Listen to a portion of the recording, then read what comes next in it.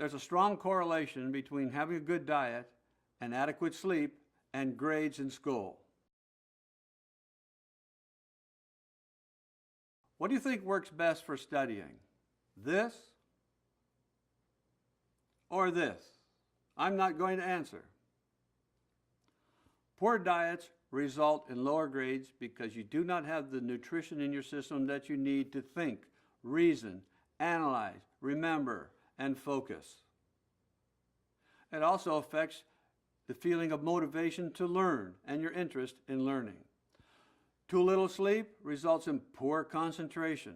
It's difficult to understand and remember. You may fight sleep in class or while you're studying, and quite often results in lower motivation also.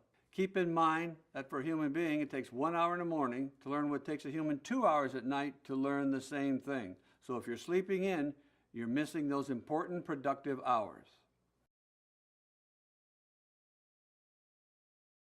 Have a good diet.